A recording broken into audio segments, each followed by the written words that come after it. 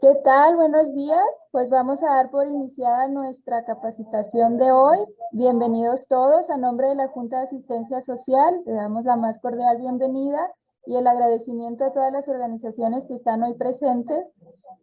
Para nosotros es muy importante que estén hoy en esta capacitación actualizándose, ya que todo esto es de mucho interés para todas las organizaciones de la sociedad civil. El día de hoy nos acompaña la maestra Laura Santana, gracias a nuestros aliados de Coeo Consultores. La capacitación se llama Cumplimiento en materia de la ley antilavado para las organizaciones de la sociedad civil. Antes de iniciar, nada más me gustaría dar algunas sugerencias. Por favor, hay que mantener nuestro micrófono apagado. Si hay alguna pregunta, la vamos escribiendo en el chat y al final hacemos un momento de preguntas y respuestas. También en el chat les estoy dejando un link para la asistencia para que por favor se registren. Y bueno, les voy a presentar a nuestra ponente de hoy. Como les mencionaba, es la maestra Laura Santana. Ella es maestra en Derecho por la Universidad Nacional Autónoma de México, titulada con mención honorífica, licenciada en Derecho por la Universidad de La Habana, Cuba, y titulada con título de oro. Actualmente es estudiante de la especialización en Derecho Fiscal por la UNAM. Es abogada con más de 6 años de experiencia laboral en Derecho Fiscal, Corporativo, Protección de Datos Personales y cumplimiento de la ley antilavado para organizaciones de la sociedad civil. Es socia en Coeo Consultores, despacho legal, fiscal y corporativo para organizaciones de la sociedad civil. También es facilitadora en diplomados de Fundación Merced y otros foros en el tema del cumplimiento de la ley antilavados para organizaciones de la sociedad civil. Y bueno, sin más, bienvenidos todos, muchas gracias nuevamente, bienvenida Laura y disfruten su capacitación. Muchas gracias. Ante todo, pues agradecerle a la Junta la invitación que siempre nos toman en cuenta a nuestro despacho como sus asesores y, bueno, sus consultores y, bueno, darle la más cordial bienvenida.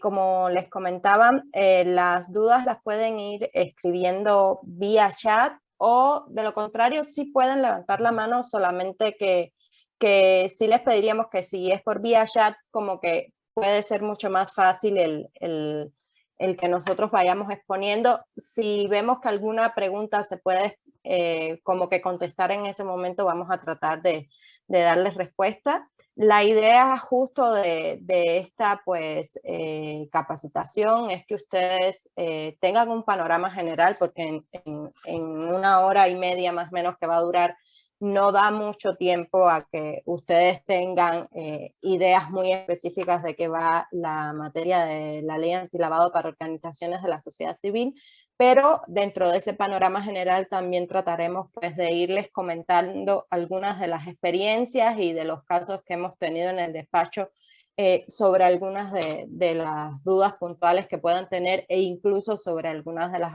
obligaciones que vamos a estar viendo. Si alguna respuesta no quedara del todo contestada en esta ocasión porque por temas de tiempo o por la complejidad de la misma no de tiempo, nosotros pues, posteriormente le estaríamos dando respuesta y se las enviamos por correo electrónico. Solamente les pediríamos el que se identifiquen, ¿no? Para que la Junta pues, nos pueda ayudar con eso. Entonces, justo como ya les platicaban al inicio, cumplimiento de la ley antilavado para organizaciones de la sociedad civil. Primero, debemos partir de conceptos muy generales como qué se entiende por lavado de dinero. Pues el lavado de dinero es el proceso en el que ocurre un ocultamiento de la existencia real de un dinero o de un ingreso que es de procedencia ilícita y que se aplica directamente a ingresos obtenidos por este tipo de actividades criminales, ilícitas, y que además lleva el subsiguiente ocultamiento de la fuente de esos ingresos para hacerlos aparecer como legítimos. Y también puede ser considerado así como cualquier tentativa por ocultar o disfrazar la identidad de los fondos obtenidos ilegalmente de manera que aparezcan como originados en fuentes legítimas. Sobre el tema de lavado de dinero, se han identificado 3 etapas fundamentalmente. La primera es la colocación, donde se ingresan físicamente al sistema financiero estos recursos monetarios generados de estas actividades ilícitas, que actividades ilícitas puede ser desde el robo, la corrupción, crimen organizado, de la forma que sea, narcotráfico, todo. Después, ¿qué pasa con ese dinero? Se va a distribuir, que es la segunda etapa.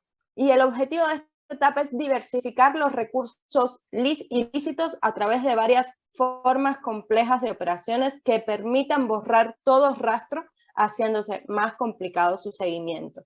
Y por último, la tercera etapa va a ser la integración, en la que el dinero vuelve a la circulación de forma tal que da la impresión de que se obtuvo legalmente, ya sea porque yo destiné ese dinero para la compra, por ejemplo, de un inmueble, para donarlo, que es en el caso de las organizaciones de la sociedad civil. Esa entrada de dinero que nosotros tenemos con nuestra organización, ese recibo, esa recepción del donativo puede ser lícita, pero su dinero inicialmente tuvo una fuente ilícita. Entonces, a eso justamente le llamamos lavado de dinero.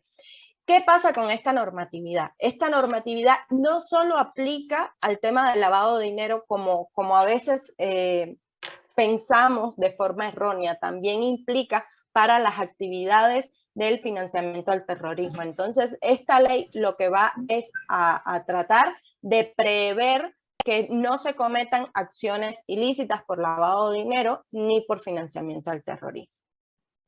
Entonces, ¿cuál va a ser la legislación fundamental en este tema? Pues la materia de la ley antilavado se regula fundamentalmente de estas normativas, pero no es la única, porque tienen un impacto administrativo y fiscal que tienen mucho contacto con otra normatividad. Sin embargo, la más importante es esta, la Ley Federal para la Prevención e Identificación de Operaciones con Recursos de Procedencia Ilícita, el reglamento de la ley y las reglas de carácter general.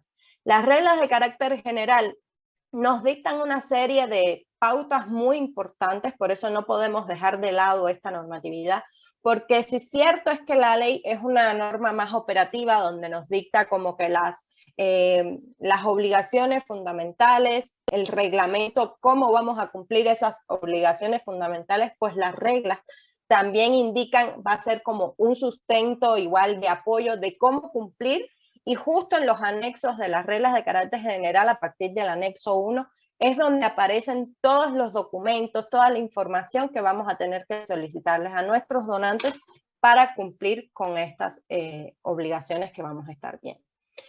¿Qué establece la ley antilavado en su artículo 1? Pues que esta ley es de orden e interés público y de observancia general en los Estados Unidos mexicanos.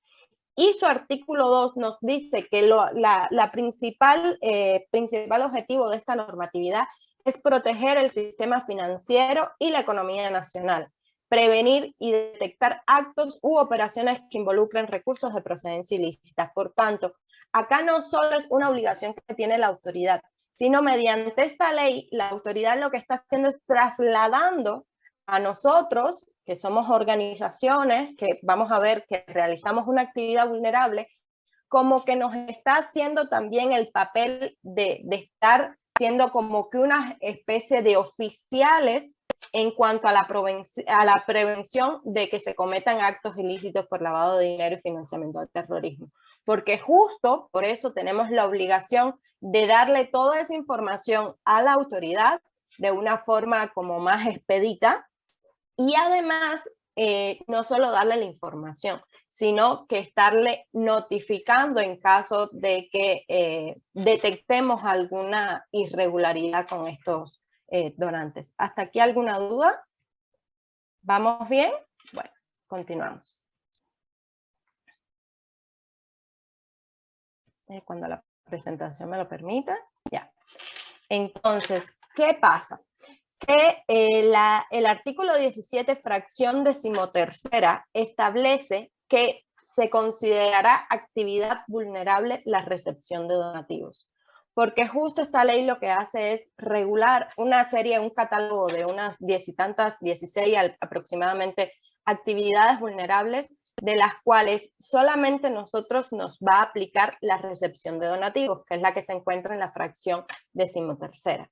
Estas actividades vulnerables todas tienen las mismas obligaciones, lo que va a variar en algunas circunstancias, pues es, por ejemplo, para el caso de los fedatarios públicos, que si tienen otras obligaciones más específicas, y el tema de los umbrales para cada uno.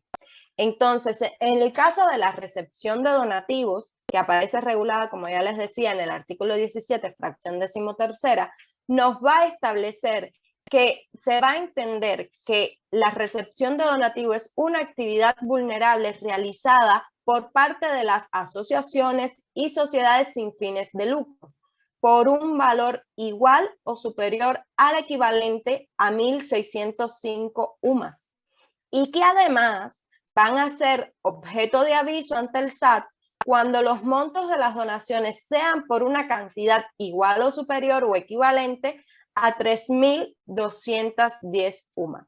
Acá, ¿qué es lo importante? Si ustedes se fijan en la redacción del artículo, habla de asociaciones y sociedades sin fines de lucro.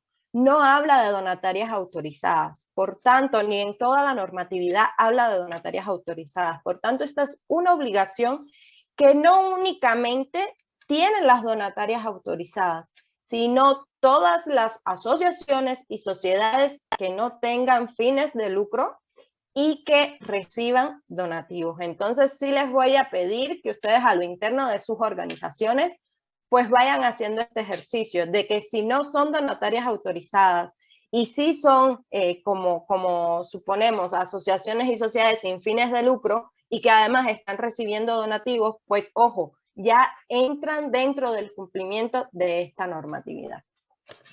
¿Qué pasa con esta normatividad? Pues anualmente tiene un impacto para establecer todos los umbrales que vamos a tener en cuenta, pues tiene un impacto tener conocimiento de la UMA que esté vigente en ese año.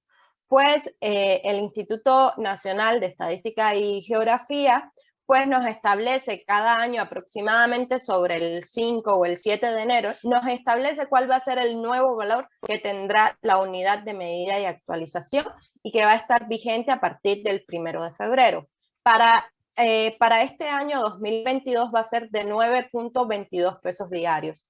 Y este valor entró en vigor a partir del 1 de febrero de 2022. Por tanto, los donativos que ustedes recibieron en enero les tienen que dar el tratamiento por el umbral que estaba vigente en 2021, no por el de 2022. El de 2022 aplica a partir del 1 de febrero de 2022 y hasta el 31 de enero del 2023, ¿vale?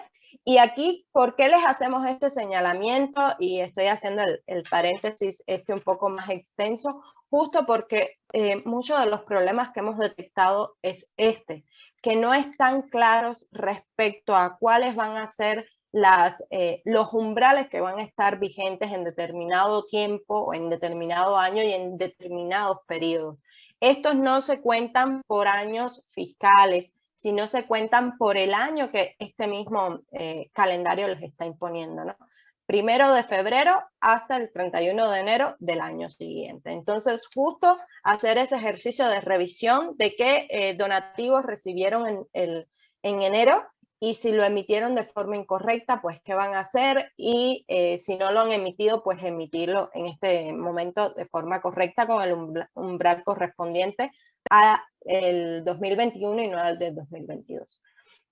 Entonces, teniendo en cuenta esta UMA de 96.22 pesos diarios, como antes les decíamos, ¿qué es lo que vamos a hacer? Pues vamos a hacer justo el ejercicio de multiplicación del valor de la UMA por el valor que nos está haciendo de la cantidad de UMAs que nos está imponiendo la ley. Entonces voy a multiplicar 1.605 UMAs por el valor que tiene la UMA en este año, y nos da el umbral de identificación o umbral bajo, como también lo conocemos, que es de 154.433.1. Y a su vez hacemos el mismo ejercicio para el umbral alto o umbral de aviso, como también lo conocemos, y nos va a dar que el umbral alto justo de este año va a ser de 308.866.2. Por tanto, acá les estamos dando un histórico de cómo se han comportado todas las UMA, y antes de las UMA, desde que entró en vigor la ley en 2013, pues era lo que regulaba antes, y esto a forma de cultura general, eran los salarios mínimos vigentes para el Distrito Federal. Por tanto, a partir de 2016, que es cuando surgen las UMA, es cuando empiezan a aplicarse las UMA, antes eran los salarios mínimos vigentes para el Distrito Federal.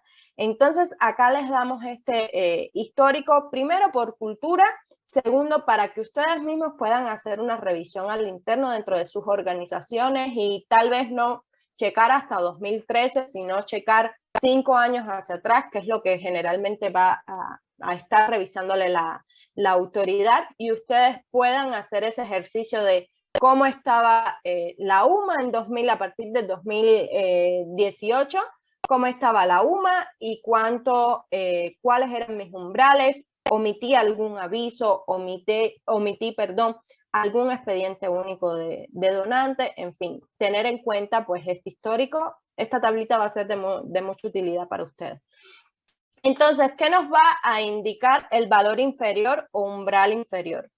Primero, que sean identificables los donativos iguales o superiores recibidos de una misma persona. ¿Y esto qué implica? Pues va a implicar recabar la información de los donantes y además elaborar los expedientes únicos de donante. Únicamente no cumplimos con esta obligación identificando, diciendo, sí, efectivamente, tal persona es la que me va a donar el dinero. No, también tenemos que hacer el ejercicio y tenemos la obligación de solicitarle toda la documentación requerida por en las reglas de carácter general para cumplir con esta obligación de elaborar el expediente de donante.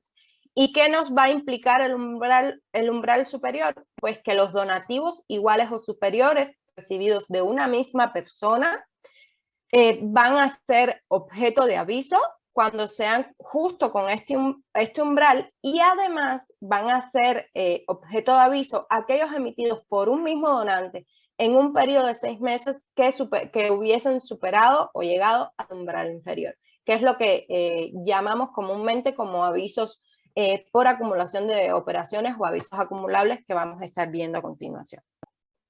Entonces, en resumen, hasta ahorita que hemos visto, ¿qué es lo que pasa exactamente con las organizaciones de la sociedad civil y esta ley? Justo que los donativos son considerados una actividad vulnerable, de acuerdo al artículo 17, fracción 13ª de la ley, y por tanto están obligadas a cumplir con esta ley quienes reciben los donativos, que van a ser, como ya comentábamos, las asociaciones y sociedades sin fines de lucro, en la cual no se va a distinguir, hacer distinción si son donatarias o no donatarias. Por tanto, esta le aplica a todas las sociedades y asociaciones sin fines de lucro. No es únicamente para las donatarias autorizadas, como a veces erróneamente se ha creído. ¿Qué obligaciones fundamentales tienen quienes realizan estas actividades vulnerables? Pues tienen 90 días para tener un manual de cumplimiento de la ley antilavado. ¿En qué sentido? Pues el reglamento, que es el que establece esta obligación, dice que tiene 90 días naturales de haberse autorizado. Sin embargo, no habla de haberse autorizado como donataria autorizada. Por tanto, la interpretación que le hemos dado desde el despacho, desde Coeo Consultores, es justo que se refiere a el haberse constituido como organización de la sociedad civil.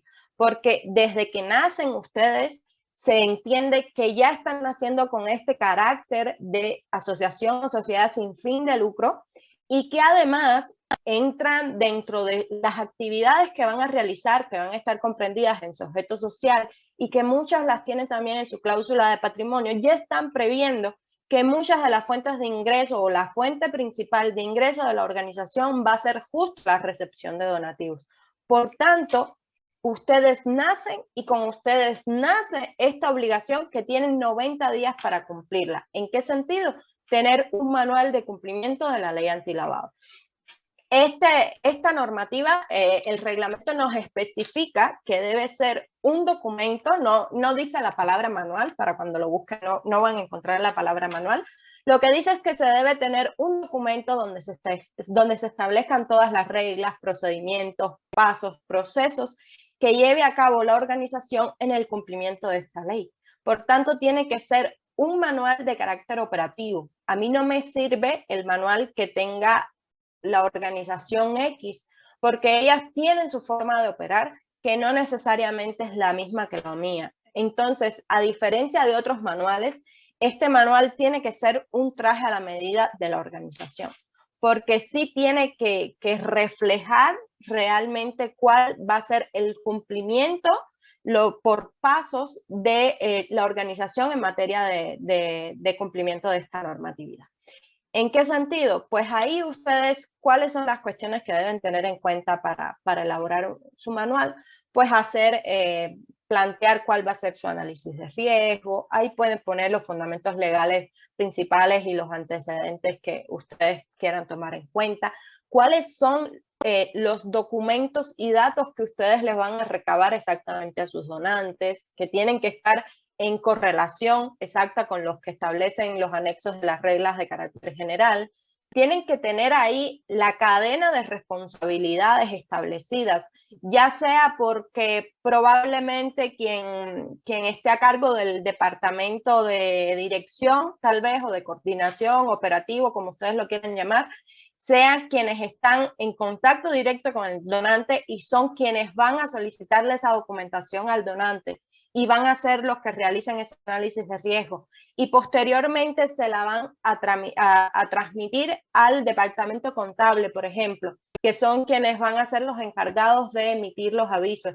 Ese departamento contable después tiene que emitirle un registro al departamento de dirección o a una dirección general para que puedan ver cómo estuvo el concentrado de donativos, qué donativos sí operaron para emitir avisos, qué donativos tal vez no se recibió toda la documentación y deben recibirla. Entonces, este tipo de cuestiones ustedes deben tenerlas en cuenta en sus manuales.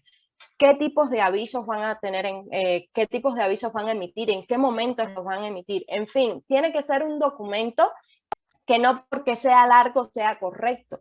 Acá no importa la cantidad de páginas, sino lo que importa es el contenido real que tenga, que sí se refleje exactamente la vida de la organización en cuanto al cumplimiento de la ley antilavado, ¿vale? Entonces, hasta aquí, ¿vamos bien? ¿Alguna duda? ¿No? Continuamos. ¿Qué tipo de información se va a recabar en los expedientes únicos de donante? Ojo acá. Acá les vamos a poner un muestrario, les vamos a enunciar algunas de las cuestiones o de la información que se va a solicitar. Pero ojo, no está, es una presentación para que ustedes lo vean como muy a modo general, pero recuerden que la información completa está en la normatividad, en las reglas de carácter general a partir del anexo 1. Para el caso de personas físicas, los documentos, la documentación, o más que la documentación, la información fundamental que se les va a solicitar es el nombre completo, fecha de nacimiento, país de nacionalidad, el giro mercantil al que se dedica. Si bien no cuando ustedes hagan ese ejercicio de ya tener que introducir los datos en la plataforma para emitir el aviso, les va a generar el mismo portal una serie de actividades que puede realizar esa persona física. Si bien no aparezca la exacta, ustedes busquen una que tenga relación, el CURP, el RFC, el teléfono y los datos de contacto, como es el correo electrónico y el teléfono que les decíamos. Además, la fecha en la que se realizó la actividad vulnerable, tipo de donativo y monto. En el caso de los avisos, varía, es que les dan dos opciones justo cuando van a emitir el aviso, porque es la fecha en la que se realiza la operación y la fecha en la que se recibe el dinero. Entonces, si bien a veces se manejan las dos fechas de carácter como si fueran iguales, no siempre tienen que coincidir. Entonces, la fecha de operación sería bueno como que tomen en cuenta tal vez en el momento en el que se redactó el contrato o en el momento en que se realizó esa promesa de que te voy a emitir el donativo. O bien lo pueden hacer como lo hacen muchas organizaciones, que lo que tienen es únicamente cuándo es que se recibió el donativo. Sin embargo, si firman contratos de donativo, pues tener esta fecha, tenerla en cuenta, ¿no? Entonces, otros de la información que tienen que tener en cuenta para el caso de persona moral es la denominación social, fecha de constitución, país de nacionalidad, el giro mercantil igualmente, domicilio completo, los datos de contacto del donante. El donante, recuerden, persona moral, aquí no estamos hablando del representante legal, que sería correo electrónico, teléfono fijo y celular, cuando aplique. Y para el caso del representante legal, lo único que se necesita es nombre completo, fecha de nacimiento, CURP, RFC y país de nacionalidad. Nos hemos encontrado en supuestos donde muchas organizaciones piden información que no se corresponde con lo que está estableciendo la ley, y realmente eso es un abuso de las facultades que puede tener de esa organización, e incluso puede estar menoscabando la ley de protección de datos, la ley federal para la protección de datos personales en posesión de los particulares, que vamos a estar viendo al ratito. Entonces tienen que ser muy cuidadosos de no solicitar más información de la que realmente necesiten también. La fecha en la que se realizó la actividad vulnerable, el tipo de donativo y el monto. ¿Aquí qué se refiere tipo de donativo? El mismo portal te da la opción de que puedes escoger entre donativo en especie o liquidación numeraria. El donativo en especie puede ser desde un coche hasta una computadora, muebles de oficina, por ejemplo, o un inmueble. Y liquidación dineraria sí ya puede ser desde una transferencia bancaria hasta que te emitan el dinero, te hagan el dinero en efectivo, un depósito, en fin. Todas esas cuestiones se las va a estar preguntando justo la plataforma. Acá hay que tener en cuenta, porque aunque no los incluimos en la presentación, es importante que les comentemos. Justo en las reglas de carácter general, a partir del anexo 1, ya les decíamos que ahí aparece justo la información de qué es lo que hay que solicitarle a los donantes. Acá hay que tener en cuenta, y muy en cuenta, porque si nos enfrentamos a ese problema todos los días, es que no les da únicamente para persona física y persona moral. La ley establece qué tipo de personas, de acuerdo a la figura jurídica que tiene, qué tipo de información es la que se le va a solicitar. Por tanto, a persona física nacional se les pide una cosa. A persona física extranjera se les va a pedir documentos adicionales. A persona moral nacional, una serie de documentos. Persona moral extranjera, otra serie de documentos. En caso de que sea fideicomiso, ¿qué documentos son los que se van a solicitar? En caso de que sea el gobierno mexicano, también lo que se va a solicitar. En caso de que sean consulados o entidades de gobiernos extranjeros, también qué es lo que se le va a solicitar. Entonces aquí ser muy cuidadosos justo con eso. No le puedo pedir a un fideicomiso que me dé la información de una persona moral normal, porque no te la va a dar, porque no tiene, porque no se le ajusta, porque un fideicomiso es un contrato. Entonces ellos no te pueden dar los documentos base que se le piden a una persona moral. Esos documentos base, les digo, para persona moral son comprobante de domicilio de no más, con una vigencia no mayor a 3 meses de antigüedad. La escritura constitutiva, estatutos vigentes de la persona moral que les está otorgando el donativo. Del representante legal le tienen que solicitar tanto la identificación oficial de ese representante legal como el documento donde se le otorgan poderes a ese representante legal, siempre y cuando no coincidan con esta escritura constitutiva o estatutos que ya les dieron. Además, la constancia de situación fiscal del donante, es decir, de la persona moral. Y por último, la constancia donde ustedes le preguntaron acerca de la existencia o no de un beneficiario controlador o dueño beneficiario, que vamos a estar viendo en un rato qué significa.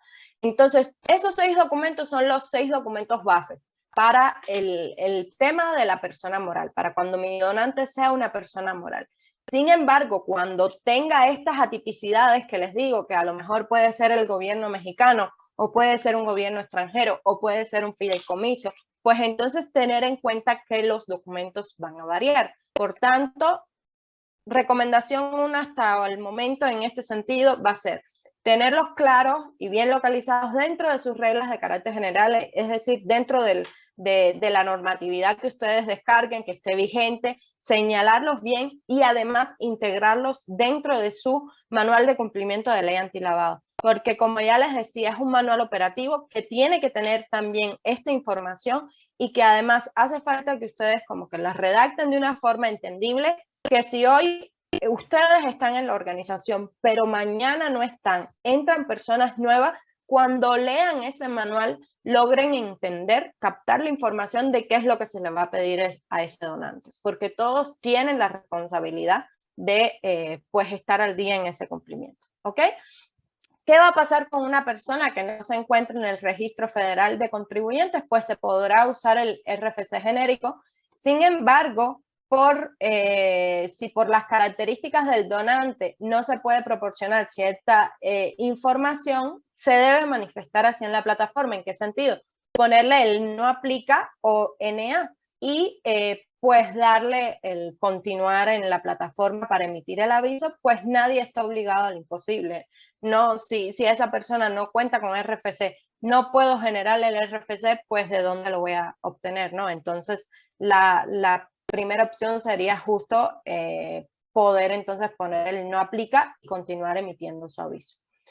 Entonces, el tema del beneficiario controlador. El tema del beneficiario controlador es algo que nos está trayendo un poco de problemitas ahora por toda la nueva obligación fiscal esta que le han impuesto a todas las personas morales de que tienen que tener bien identificado su beneficiario controlador. Sin embargo, es una misma terminología, pero los conceptos no son idénticos en cuanto a la ley federal esta de ley antilavado. No es idéntica al Código Fiscal ni la miscelánea fiscal que establece el nuevo beneficiario controlador como obligación fiscal.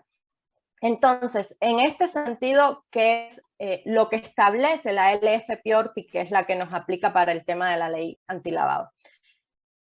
Primero, no quisimos como que copiar el artículo, porque tal cual es un artículo que entenderlo es un artículo que tiene una redacción un poco revuelta, entonces entenderlo es un poco complejo. Acá les estamos dando pues cuál es la interpretación que nosotros les damos desde el despacho. En el primer apartado del artículo se va a entender en primer término preguntando si alguien más disfrutará de algún privilegio de la celebración de la actividad vulnerable, lo que es lo mismo decir que obtiene un beneficio directo de la operación. Es decir, se va a entender en este primer término, nosotros le decimos que viene siendo como la interpretación negativa, es que el beneficiario controlador va a ser la persona que sabiendo que emitiendo un aviso, emitiendo un donativo va a poder recibir un beneficio directo. ¿Por qué? Porque está lavando dinero, por ejemplo. ¿Recuerdan ese proceso de ocultamiento y de emitirlo, de entrarlo de nuevo en el sistema financiero como una actividad lícita? Justo aquí se puede entender. Es decir, va a ser esa persona que emitiendo el donativo efectivamente va a recibir un beneficio que no necesariamente va a ser la organización que recepciona el donativo, pues esta persona lo hace a sabiendas de que haciendo este proceso de emisión del donativo va a poder pues ocultar su dinero, por ejemplo. Entonces, en un segundo término, y aquí es donde sí tiene mucha similitud con esta obligación fiscal nueva, es que se entiende que se está frente a un beneficiario controlador cuando es una persona moral que se tenga un socio mayoritario, por ejemplo, socio o accionista mayoritario, de forma tal que éste sea capaz de imponerse en las asambleas en las cuales se tomen decisiones atinentes a la empresa o imponga la toma de acuerdos tanto en la administración como en la celebración de operaciones. Esta nosotros les decimos dentro del despacho que es como la interpretación positiva, ¿no? ¿En qué sentido decimos positiva y negativa? Es que son como en un mismo concepto, son dos definiciones totalmente desiguales, totalmente contradictorias. Entonces, acá tiene mucho que ver por cuál definición es la que ustedes van a tomar en cuenta, si la primera o la segunda, o depende del caso, es la que van a tomar en cuenta. Entonces, ser muy cuidadosos con este tema porque realmente trae mucha confusión, es muy complejo entenderla, incluso muy complejo ejemplificarla, porque nosotros les decimos, la primera la vemos como que yo voy a emitir el donativo porque quiero beneficiarme de esa emisión del donativo justo porque es una forma ya de que yo estoy deduciendo mis impuestos, por ejemplo, ¿no? Y estoy haciendo entrar al sistema financiero un dinero que tiene una procedencia ilícita. Entonces, por todas las vías que ustedes lo vean, yo me estoy beneficiando directamente, no la organización. La organización sí, claro, va a utilizarlo en el cumplimiento de su objeto social y tal, pero realmente no es la que se está beneficiando directamente, es esa persona que lo está emitiendo. Pero en la segunda sí se puede entender tal cual como ese accionista mayoritario. Entonces, siempre tener en cuenta de en qué situación ustedes estén, porque probablemente si están delante de un donatario, de un donante, perdón, que sea una empresa que sí tenga muchos socios, que sí tengan muchos accionistas o varios, que estén en el segundo supuesto, ahí sí puede que sea correcto que les digan, este es mi beneficiario controlador y esta es la información. Pero en el primer término, si no lo están, pues con una constancia de inexistencia del beneficiario controlador, donde el donante les diga, no tengo beneficiario controlador, ustedes ya salvaron su obligación. ¿Ok?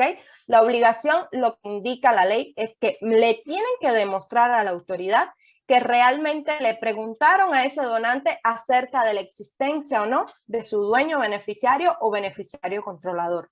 Ustedes no tienen que darle certeza de que la información que su donante les está dando sea certera, porque ustedes no tienen por qué saber que es real esa información. Entonces, ustedes la obligación que tienen es justo eso, preguntar, ¿tienes, no tienes? En caso positivo, pues ahí sí van a tener que preguntarle si es positivo. ¿Tienes la información que está a partir del anexo 1 de tu beneficiario en este sentido? Van a tener que solicitarle esta información general que tienen que preguntarle igual al representante legal, CURP, RFC, nombre completo, fecha de nacimiento, país de nacionalidad, es esa información general. Pero si la persona le dice que no tiene beneficiario controlador o que no tiene la información, así lo manifiestan ustedes y así debe quedar, ya queda saldada pues la obligación. Lo que sí pasa es que no vale con la simple palabra de que les digan por teléfono si tengo o no tengo, no. Ustedes tienen que tener la prueba fehaciente, real, para poderle demostrar esta circunstancia a la autoridad. Entonces, sí, ahí les recomendaríamos o bien tenerlo desde en un correo a ustedes generar unos propios formatos o unas propias cartitas que se las puedan enviar a sus donantes y que sean quien la firmen o que completen los formatos y lo firmen por el representante legal. Entonces, este tema fue un poco extenso, pero realmente creemos que vale la pena pues hacer la acotación porque es un tema que realmente trae muchas confusiones. Aquí nos preguntan, ¿se puede poner en el CURP cuando se trata de personas extranjeras donde no existe este documento y RFC? Pues ahí en teoría debe ser no aplica. ¿Por qué les digo en teoría? Porque a veces el portal nos juega una mala pasada. ¿En qué sentido? De que a veces no nos deja avanzar con el no aplica, no aplica. Entonces, ¿qué es lo que nosotros también pues hemos tenido que hacer con otros clientes para no dejar de cumplir con esta obligación? Pues bueno, poner en este caso de que no los deje avanzar, si no los deja avanzar con el no aplica, pongan la información de sus representantes legales dentro de sus organizaciones, pongan la información, completen su aviso con el resto de la información que sí tienen del donante. Y entonces, cuando ustedes generen su aviso, ténganlo junto al aviso, un documento interno que ustedes tengan, una cartita que esté dirigida a la Secretaría de Hacienda y Crédito Público. Es la autoridad máxima que reúne tanto al SAT como la UIF, que son las otras autoridades que tienen que ver con el cumplimiento de esta normatividad, donde ustedes les digan este particular. Debido a que no pudieron poner el no aplica ni generar el RFC del representante legal o del donante, pues entonces tuvieron que completarla con esa información, pero lo están modificando en tal sentido y haciéndole ver de que tiene ese particular, ¿no? De que para poder cumplir con la obligación, pues tuvieron que emitir el aviso con estos datos que no están, que no se corresponden. ¿Qué es lo que pasa en este sentido? Que es que la autoridad no nos deja una forma de cómo poder salvar ese tipo de cuestiones que la plataforma son a las que inducen el error. Porque realmente la ley lo que te dice es pon la información o los equivalentes cuando la tengas, ¿no? Cuando realmente sea posible. En este caso que nos está planteando esta persona, Epigmenia, justo es eso, ¿no? Si yo estoy imposibilitado, ¿qué hago? Acá lo que tienen es otra cuestión. Uno, si en esta ocasión no los dejó, ustedes pueden hacer un aviso modificatorio que tienen, una vez que ustedes emiten el aviso, tienen 30 días. La ley no establece si son naturales o si son hábiles, dice solo tienen 30 días para poder emitir un aviso modificatorio. Yo les diría que ante esa omisión de la ley, ustedes tengan en cuenta días naturales, es decir, si lo emití el 7 de enero, tengo hasta el 7 de febrero, ¿vale? Esos son días naturales, contando fines de semana y todo. Entonces, tengo ese mes para realizar mi aviso modificatorio, ¿ok? Entonces, yo trato de realizar ese aviso modificatorio para corregir esa circunstancia y tratar de poner el no aplica. Pero si sigue pasando lo mismo, pues entonces tengan esta cartita que aunque esté dirigida a la Secretaría de Hacienda y Crédito Público, ustedes no se la van a enviar a ningún lugar. Ustedes únicamente tenganla guardada junto con ese aviso, porque si un día les llega la auditoría del SAT o de la UIF, perdón, ustedes ¿qué es lo que van a hacer? Ustedes les van a dar, primero les van a solicitar manual, les van a solicitar los avisos, los acuses y además los expedientes de sus donantes. Ustedes lo agregan ahí y cuando les hagan la observación, tal cual, no tengo cómo corregirte esta información porque la plataforma no me deja avanzar. Y es preferible que te envíe un aviso que aunque no esté del todo correcto, trato de meterte toda la información a no enviar el aviso. ¿Están de acuerdo, no? Porque tiene más impacto, incluso puede ser sancionado de una forma mucho más grave el no emitir el aviso que el emitirlo de forma incorrecta. Pero además, teniendo en cuenta de que realmente no les queda otro instrumento para poder cumplir, pues ustedes, ese sería su mecanismo de defensa, ¿no? Acá que es importante tener en cuenta, no enviárselo a la autoridad, ¿en qué sentido? Si se lo envío a la autoridad, estoy poniendo en foco rojo un posible incumplimiento de mi parte o un incumplimiento erróneo. Entonces, ¿para qué alertarle a la autoridad cuando realmente no me ha auditado? Por eso es que les digo, ustedes hacen su escritito y lo agregan dentro, junto a ese aviso, al aviso que le corresponda y lo dejan guardado. Si un día les auditan, qué bueno, les auditaron y que les revisen. Y es facultad discrecional de la autoridad ver qué sanción les pone, pero realmente no deben ni sancionarlos por eso porque ustedes están cumpliendo. Sin embargo, si ustedes lo mandan es ese foco rojo, ¿no? De ya decirle a la autoridad, hey, aquí no sé qué hacer y mira, te cumplí de esta forma y te cumplí mal, ¿no? Entonces, no pongamos nunca en alerta a la autoridad. Ojo, cuando ustedes tengan dudas sobre el tema, tienen el recurso en su portal del SAT, pueden hacer las consultas. Pueden solicitar orientaciones fiscales, pero nunca entren desde el portal de la organización. Les sugeriría que lo hagan desde el portal de ustedes como personas físicas y pueden hacer ahí perfectamente la consulta. Lo malo de estas consultas, y es lo que nos pasa a nosotros muy frecuentemente, es que la autoridad ni siquiera tiene a veces el conocimiento sobre la normatividad. Entonces, lo que hacen es un copy-paste de la ley cuando realmente nosotros somos un despacho legal que justo estamos interpretando la ley. No necesitamos que nos copies la ley, para eso la tenemos, la podemos descargar. En fin, lo que necesitamos son respuestas, pues las respuestas son así. Son de copiándonos la ley o de respuestas que en definitiva no nos resuelven la problemática. Porque algo muy grave que sí le hemos detectado a esta ley es que está dándole un mismo tratamiento a 16 actividades vulnerables cuando no se parecen ninguna.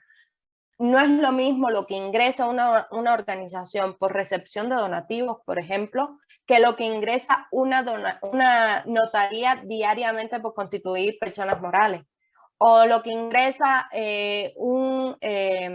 dígase una casa de empeño, o de estas de juego, o justo aquel que vende carros usados. Cuando vienen a ver, de todas las actividades vulnerables, la que menos ingresos tienen son las organizaciones que recepcionan donativos. Sin embargo, están equiparando nuestras obligaciones a otras actividades vulnerables y por eso se hace muy desproporcionado en muchas ocasiones pues el que podamos cumplir de forma correcta, ¿no? Entonces, justo lo que queremos es un poco con esta plática es darle esos pequeños tips de cómo poder cumplir, ¿no? Y cumplir en tiempo.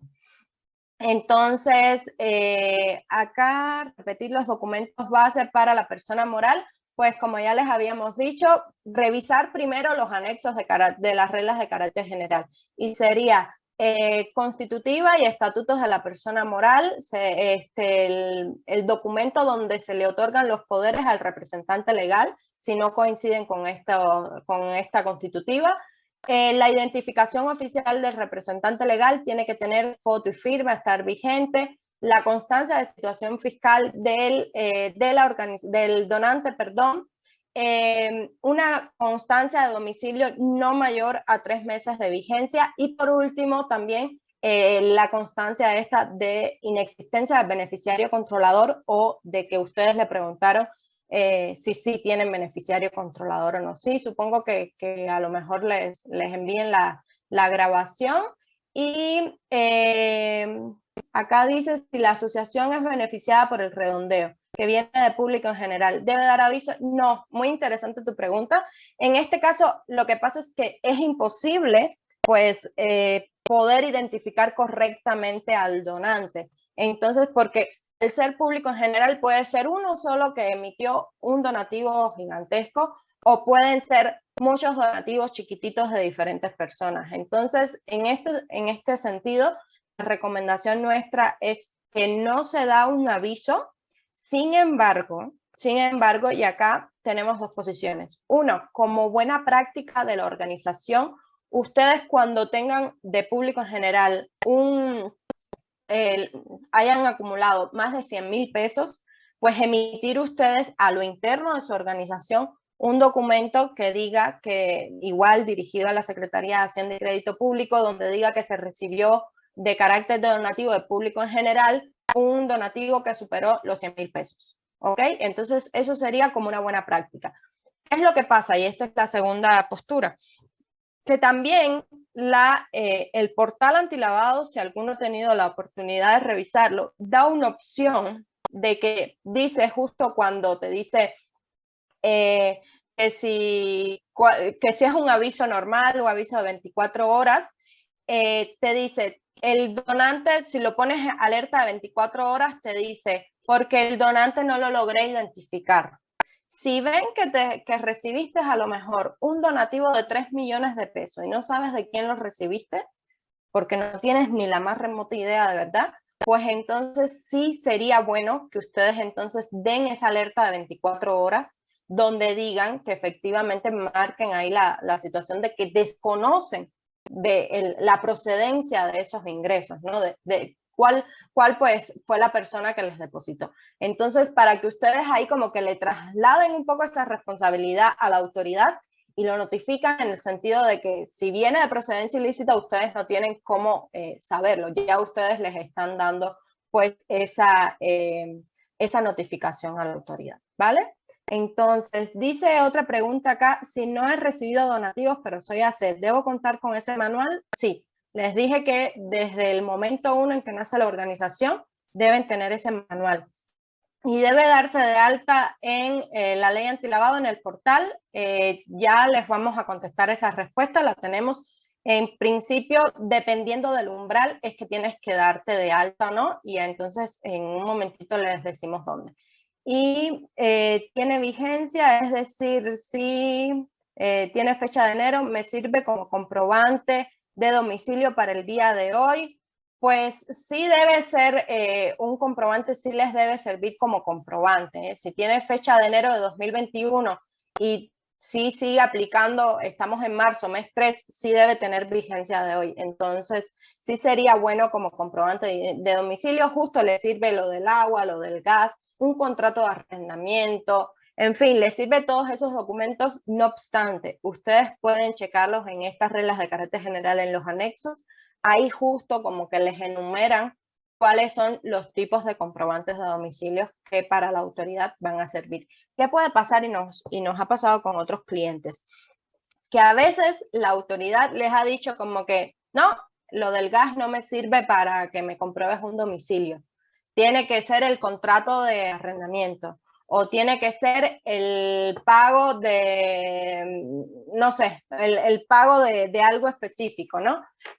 ¿Ustedes qué es lo que tienen que hacer aquí? Si no les reconoce y les van a multar o les van a poner algún incumplimiento en este sentido, ustedes tienen como defensa la misma ley, porque la misma ley es la que les está diciendo que ustedes efectivamente pueden tomar eso como comprobante de domicilio. Y la autoridad tiene la obligación de aplicar la ley y de forma correcta.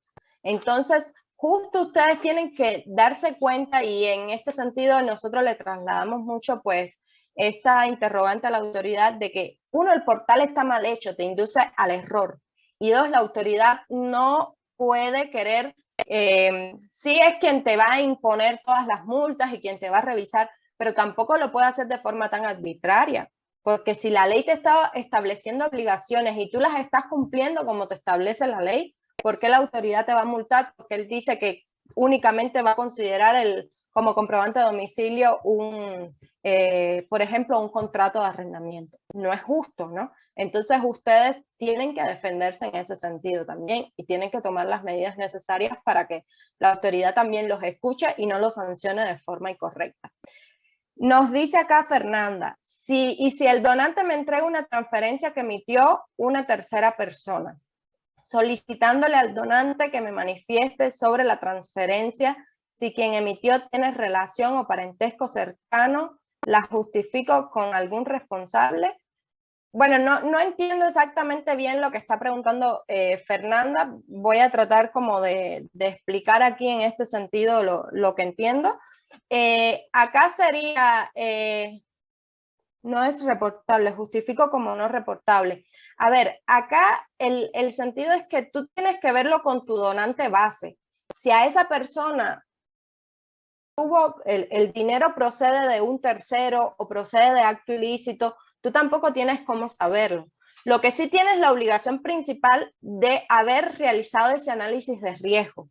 Ese análisis de riesgo, ¿en qué consiste? Tienes que buscarlo en las listas del 69 y 69B, donde establecen las factureras y todos esos temas, y las listas internacionales. Ahí pueden buscar una que es la que tiene que ver con se llama OCF, que tiene que ver con el Departamento de Tesoro de Estados Unidos, y la lista justo que está integrando ahí se me olvidó el nombre de esta institución. Bueno, después se los digo, pero justo el listado, el Grupo de Acción Financiera Internacional, perdón. La lista que tiene el Grupo de Acción Financiera Internacional también es una buena lista internacional donde pueden buscar a sus donantes.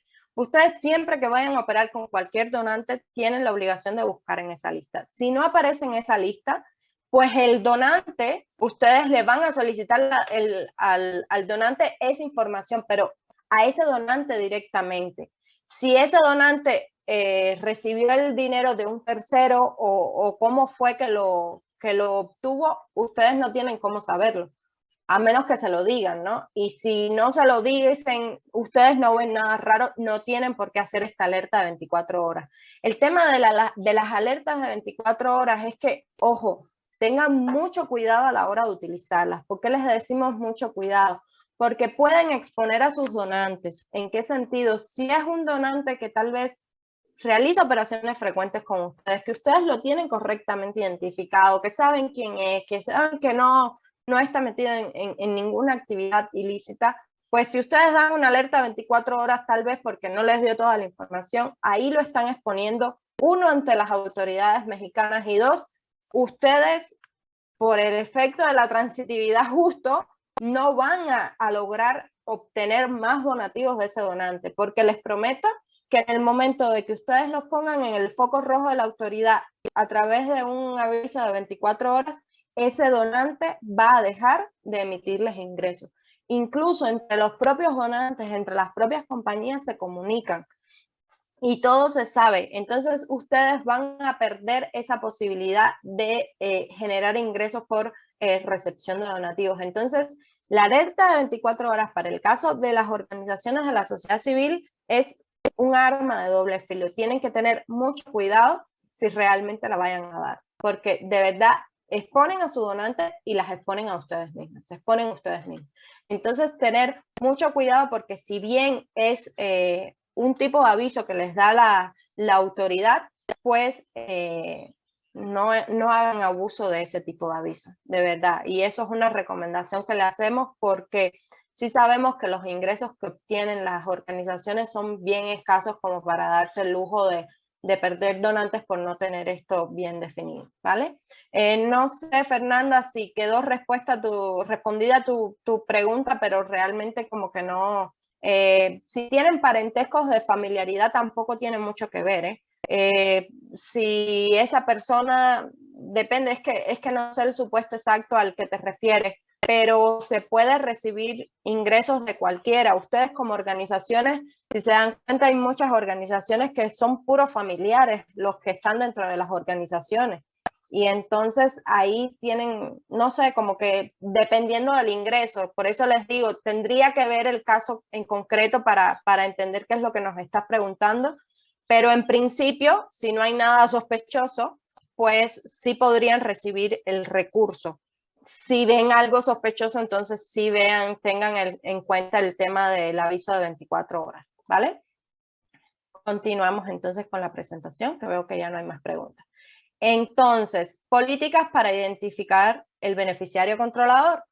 Pues esta declaración firmada por el cliente, justo por el representante legal, de que no actúa a favor de un tercero y que solicita la información acerca del proveedor de los recursos, y los documentos no son obligatorios siempre y cuando este representante legal manifieste que no cuenta con esos documentos. Entonces, esa sería básicamente lo que se le va a preguntar. Selene, no sé en qué te confundiste, si quieres abre el micrófono, nos comenta. Fernanda, también más que una sesión académica que tengamos el día de hoy, lo que queremos es como que ustedes logren entender lo más posible. Sí, Selene. Hola, buenos días. Hola, buenos días, ¿cómo estás? Buenas tardes ya. Bueno, buenas tardes para mí, que estoy en la Ciudad de México. Sí, ¿cómo estás? Muy bien, gracias. Una pregunta. Por ejemplo, entonces ya me confundí.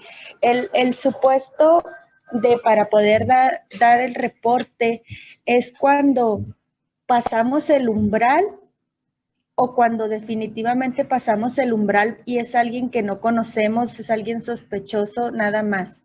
Porque, por ejemplo, yo he recibido... ¿Sí? ¿Verdad? Sí, sí. Sí. Hemos recibido depósitos por mayores al umbral de aviso, pero de obviamente organizaciones bien establecidas, y yo sí las he reportado.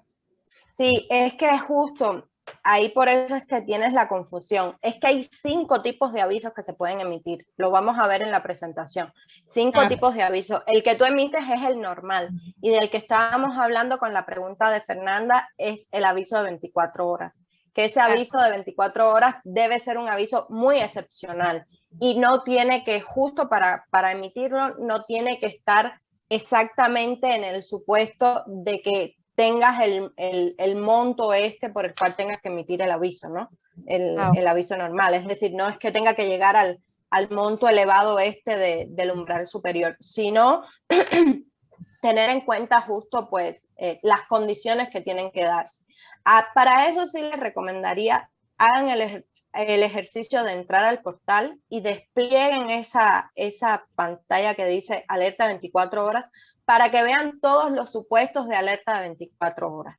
Entonces ya ustedes se van llevando una idea, pero ojo, acuérdense que es un portal que está creado para cualquier actividad vulnerable. Por eso es que les decimos, tengan mucho cuidado a la hora de exponer a sus propios donantes. ¿Vale?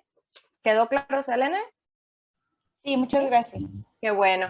Fernanda, ¿quieres explicar con más detalles qué era lo que habrías preguntado? Bueno. La obligación, otras de las obligaciones fundamentales, y tiene que ver justo con lo que nos habían preguntado hace ratito, ¿no? ¿Cuándo surgirá la obligación de cumplir con el trámite de alta y registro respectivo en el portal? Bueno, justo va a surgir cuando en un acto o operación se reciba un donativo igual o superior al umbral inferior. Entonces, si yo llevo constituida 5 años, pero nunca he recibido un donativo que sea igual o menor, igual o superior al umbral inferior de cada año, por supuesto, yo no tengo por qué darme de alta en el portal. Yo me voy a dar de alta en el portal, aún y cuando hayan pasado 5 años, justo en el momento que recibo ese primer donativo. En ese primer donativo es que yo me doy de alta y registro en el portal, a mi representante legal también, como oficial de cumplimiento, y ya empiezo con todas estas otras obligaciones de emitir el aviso normal que nos preguntaba Selena, el aviso, el informe en cero, en fin, los avisos que vamos a estar viendo. Justo en ese momento. Si no llega ese momento, yo me mantengo con la única obligación de hacer mis análisis de riesgo, de tener mi manual y de, bueno, estar al día en el cumplimiento de esta normatividad porque al final me aplica, pero todavía no me doy de alta en el portal. Esa es la posición que asume nuestro despacho. Sabemos que hay otros despachos, muchos contadores que tienen una posición diferente, pero nosotros, con base a la ley, esa es pues nuestra interpretación, ¿no? Entonces, sí les recomendaría, el portal es portal de cumplimiento de la ley antilavado. Ustedes pueden poner en internet, en Google, portal antilavado y les va a salir. O ponen portal de prevención de lavado de dinero y les va a salir, ¿ok? Es el portal justo donde ustedes se tienen que dar de alta y registro, y además donde van a estar emitiendo sus avisos, ¿vale? Ya, creo que Fernanda dice que ya quedó contestado. Entonces, en ese momento justo es que se dan de alta. Acá que nos faltó tener en cuenta, se va a dar de alta y registro en el portal a la persona moral, es decir, a ustedes como organización, como actividad vulnerable, justo por esa actividad vulnerable que va a ser la recepción de donativos. Y además van a tener que designar a uno o varios responsables en este cumplimiento de la ley antilavado. Si ustedes no los tienen bien definidos, esos responsables, y no les van a dar de alta en ese momento, mínimo tiene que estar un representante legal de la organización para que pueda darles de alta, y ustedes entonces lo tienen que designar como responsable.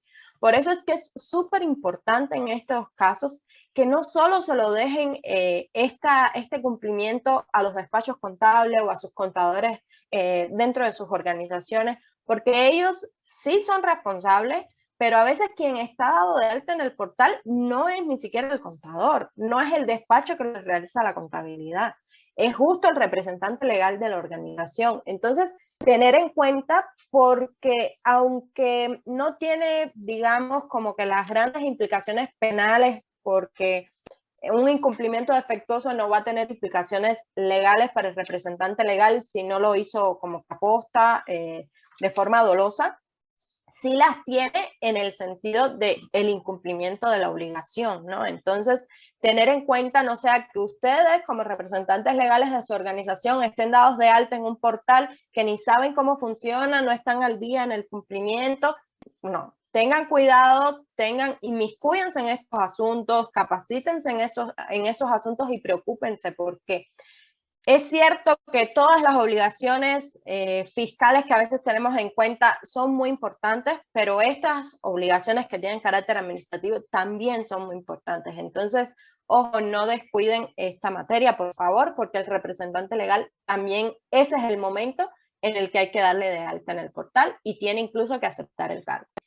Otras obligaciones es que a más tardar el día 17 del mes inmediato siguiente deben, uno, presentar avisos correspondientes en el caso de que se reciban donativos igual o superiores al umbral superior, y aunque no se reciban donativos que excedan los umbrales, se deberán presentar los informes en cero, que es lo mismo sin operaciones. Entonces, si ya estoy en el supuesto de que me di de alta en el portal de prevención del lavado de dinero, porque ya recibí ese primer donativo que llegó o superó el umbral bajo, ya empieza mes tras mes estas obligaciones. O bien presento mi aviso si recibí un donativo que superó umbral alto, o bien presento mi informe en cero. Aquí también van a tener que tener en cuenta lo de los avisos por acumulación de donativos, pero lo vamos a estar viendo más adelantito. Otra obligación que tenemos es que anualmente tenemos que actualizar la información de los donantes con los que se mantienen realizando operaciones frecuentes.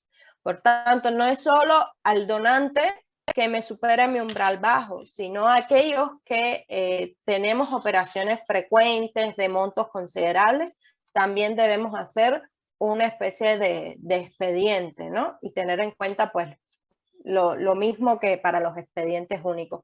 Acá, ¿qué es lo que pasa? Que la ley simplemente nos dice operaciones frecuentes, no nos dice qué va a entender por operaciones frecuentes, qué tipo de información le vamos a solicitar a esos donantes con operaciones frecuentes. Entonces, ahí nuestra recomendación sería, pues, homológuenlo justo a lo de los donantes. La información que les van a solicitar es a esos donantes con los que sí han tenido operaciones que superen umbrales, pues entonces soliciten la misma información. Pero ojo, operaciones frecuentes que vamos a interpretar, no solo un donativo al año, que sean 4 o 5 donativos al año que representen de verdad, y no de 10 pesos, que representen como cantidades de 100,000 pesos o algo así. Eso ya es como buena práctica, porque realmente nosotros no le podemos decir un monto exacto porque la ley misma no nos dice qué va a entender por operaciones frecuentes, de cuánto estamos hablando y de cuántos montos estamos hablando. Entonces, como ustedes lo quieran llevar, podría estar correcto.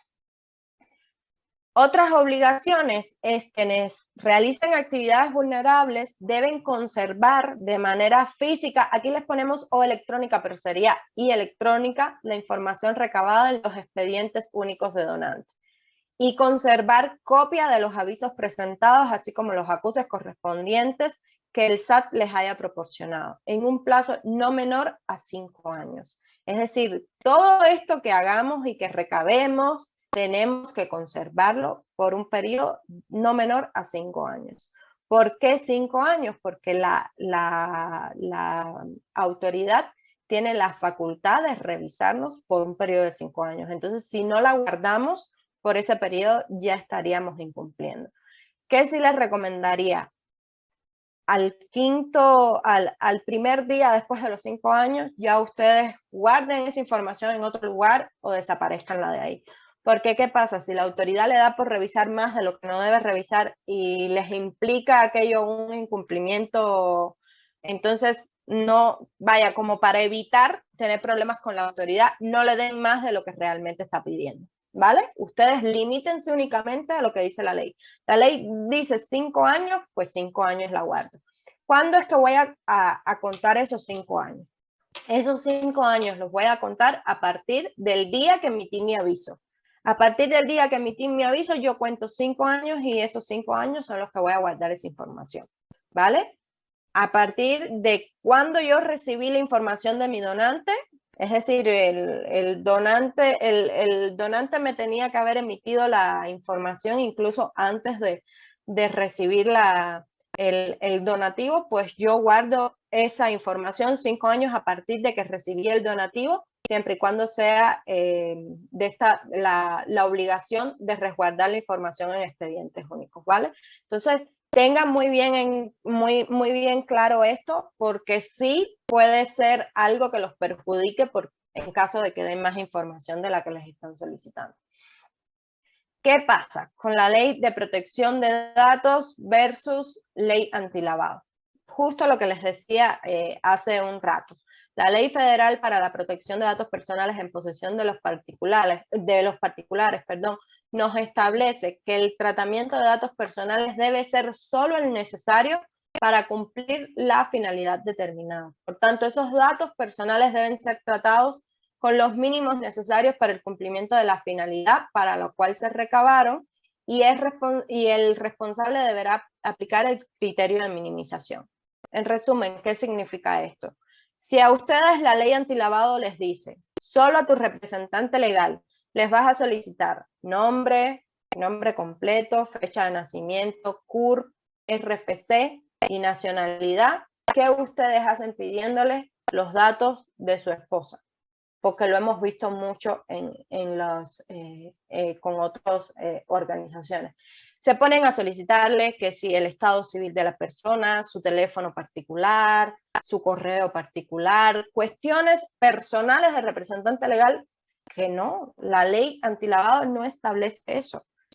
¿Y qué puede pasar? Que ustedes pidan eso y la persona bien se los puede negar, pero incluso puede llevar alguna acción legal contra ustedes por estarles pidiendo más de lo que necesitan, porque están realmente, están como que contradiciendo, no están cumpliendo de forma debida esta ley de protección de datos. Entonces, tengan mucho cuidado en este sentido, porque realmente, ¿qué nos pasa? Que hay donantes que ya se niegan de plano a emitirle toda información a las organizaciones por el simple hecho de que otras organizaciones le pidieron justo más de lo que necesitaban. Entonces, esto es como un efecto dominó. Que una lo solicite puede ser causal de que ya perjudique no solo el que le quieran dar la información a ustedes, sino a otras organizaciones también. Entonces, cuiden el no pedir más de lo que realmente necesiten. Chéquense la ley, chéquense esta normatividad de la ley antilavado y qué es lo que realmente tienen que pedir para que no estén como que solicitando más de la cuenta, ¿no? ¿Hasta aquí alguna otra duda? ¿No? Bueno, vamos para los tipos de aviso. Tenemos en los tipos de aviso el normal, el que Selene nos hacía referencia. Este va a ser cuando se recibe un donativo por un monto igual o mayor al umbral superior. El modificatorio es justo el que yo les comentaba hace ratito, es el que se realiza a los 30 días de haber emitido el aviso que deseamos corregir. Recuerden, no es 30 días hábiles, es 30 días, cuenten los naturales, porque realmente la obligación es como que omisa en ese sentido de qué 30 días se refiere. Acá Flor nos dice, buen día, ¿qué sucede cuando el representante legal no quiere proporcionarnos un RFC por pensar que va a haber un efecto legal para él? ¿Se considera un expediente incompleto? Sí, se considera un expediente incompleto. Sin embargo, ¿qué va a pasar? Que acá es una cuestión de los riesgos que también estén dispuestos a asumir dentro de las organizaciones. ¿Por qué? Nosotros varias veces les hemos solicitado la orientación fiscal a la autoridad y lo primero que nos ha dicho es, ¿no tienes expediente completo? Pues entonces abstente de recibir el donativo. Sin embargo, yo les pregunto a ustedes, con las organizaciones el trabajo que pasan para conseguir recursos, que a veces apenas les da para pagar nóminas y si tienen el privilegio de poder pagar nóminas, apenas les da para subsistir como organizaciones, para poder cumplir con sus objetivos sociales. ¿Ustedes se pueden dar el lujo de abstenerse de recibir el donativo? No. Entonces, por eso es que le digo que esta ley para las organizaciones de verdad que es muy extrema el cumplimiento, porque está equiparando la obligación a otras actividades vulnerables que sí tienen como que la capacidad económica para cumplir, ¿no? En el caso de ustedes, pues yo le diría igual, analizar el supuesto en el que se encuentren, porque si tienes correctamente identificado en todos los sentidos a tu donante y solamente te falta el RFC del representante legal, pues busca una forma en la que a lo mejor lo puedes conseguir, o bien ponle el del representante legal y entonces hacen esta cartita que les comentaba. Si hacen una alerta 24 horas, ojo, porque en teoría es lo que deberían hacer. Pero ahí es lo que nosotros decimos que como despacho no recomendamos eso nada más que como última ratio, ¿no? Como última posibilidad o último recurso. Porque realmente es exponer a todo un donante porque el representante legal se niega a emitirles el RFC. ¿Qué nos ha pasado? Que hay donantes que no han querido compartir la información, pero ojo, Google todo lo tiene. Entonces ustedes pueden buscar en transparencia. Muchas veces se consigue la información en transparencia. Hay una página también del gobierno americano donde tiene la información de todo lo que quieras encontrar. Ahí está. Ahora mismo no tengo el enlace, pero se los puedo pasar con HASP.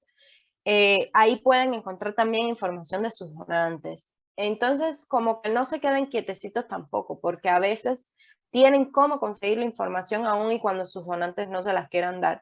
Y ojo, también a veces es por políticas internas de la empresa. Entonces, es una ley que te obliga a dar toda la información, pero sin embargo la persona te puede decir, mira, por política interna o porque, que eso nos ha pasado con gobiernos extranjeros, porque por sus leyes internas en sus países, sus ordenamientos jurídicos internos establecen que no, que es una prohibición el dar información personal y sensible, como la ley antilavado los va a obligar. Pues sí los obliga, pero ahí es donde les decimos, o bien ustedes valoren el caso donde se vayan a abstener de recibir el recurso, o bien reciban el recurso a sabiendas de que pueden tener algún riesgo. Entonces, eso sí ya es como que un poco responsabilidad de ustedes de qué decisión quieran tomar, pero nosotros somos de la idea de que muchas veces vale la pena el riesgo, ¿no? Porque hay formas de tratar de cubrir como que ese cumplimiento incompleto, vaya, ¿no? Porque no estás cumpliendo de forma completa, pero sí te faltaría pues ese supuesto. Entonces, no sé si respondemos tu pregunta, pero realmente no te recomendaríamos del todo que desistas de obtener ese ingreso, ¿ok? Acá nos preguntan, Adriana, ¿esa carta se guarda en nuestros archivos como prevención o se debe mandar a la Secretaría de Hacienda y Crédito Público? Es como de carácter preventivo. Eso lo agregan dentro de sus archivos junto con ese aviso, pero no lo envíen a la Secretaría de Hacienda y Crédito Público justo por esto de semáforo rojo, ¿no? Ya pones en alerta a la autoridad de que puede que tengas un cumplimiento incorrecto, entonces sí dirígela a la Secretaría de Hacienda y Crédito Público en cuanto al encabezado, pero guárdala dentro de tus archivos, no se las envíes, esa sería nuestra recomendación.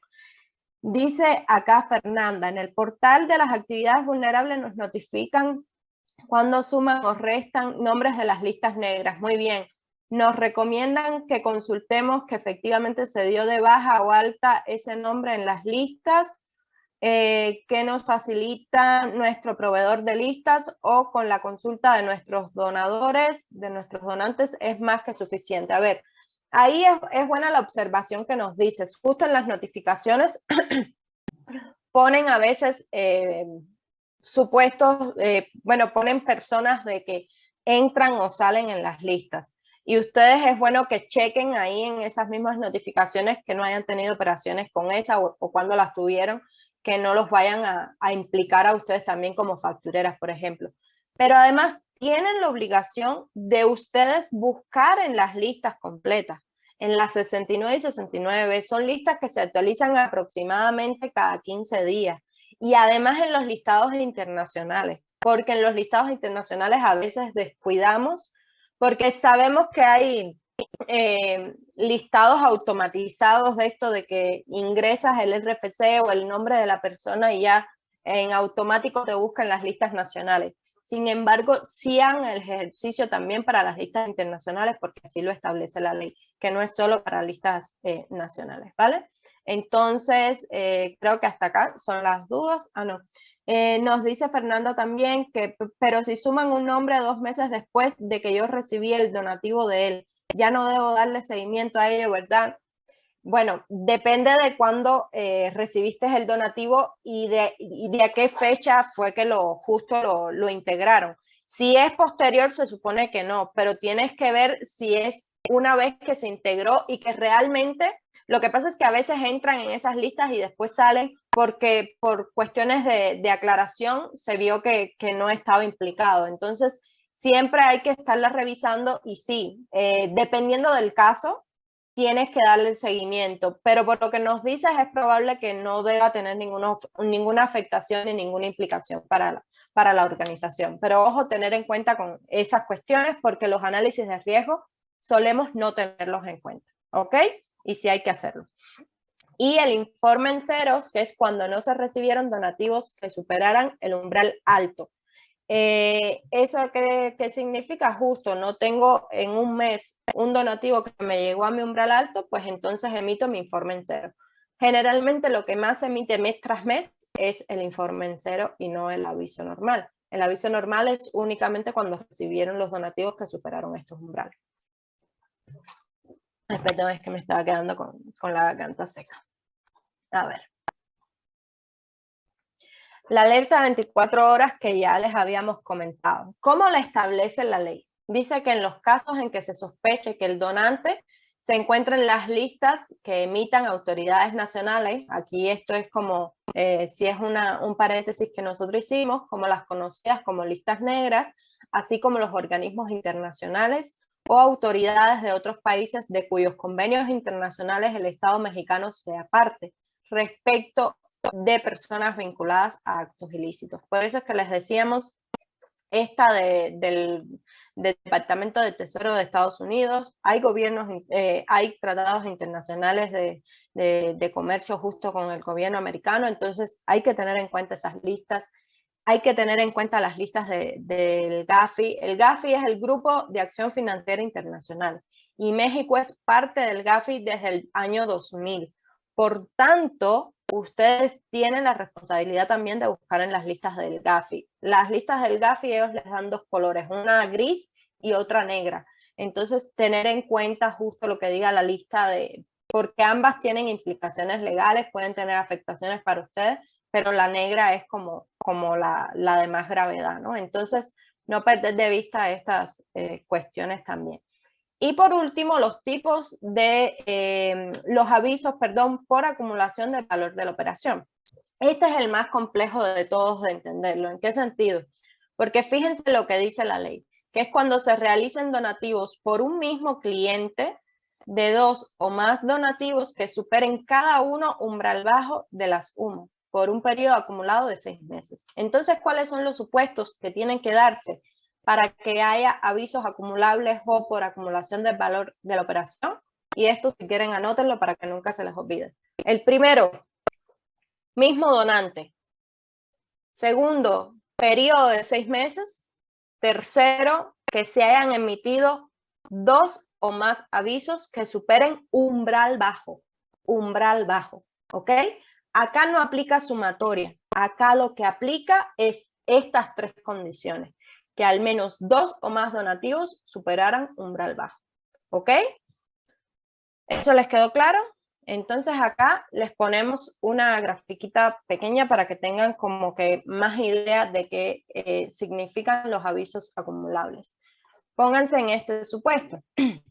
Esto estamos hablando del año 2020 y la UMA era 143 creo. Sería, en mayo se recibió 150,000 por un mismo donante. Estamos hablando aquí, ya tenemos este primer supuesto, que es un mismo donante.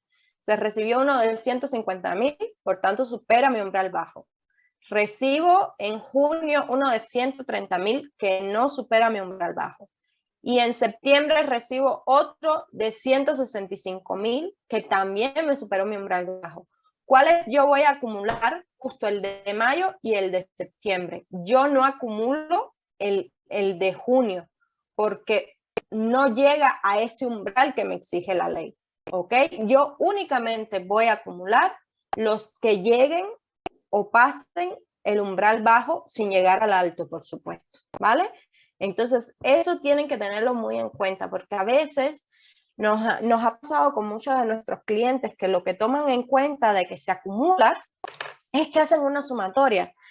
Uno de 5,000, otro de 80,000, otro de 150,000, otro, y eso no es correcto, no se hace una sumatoria.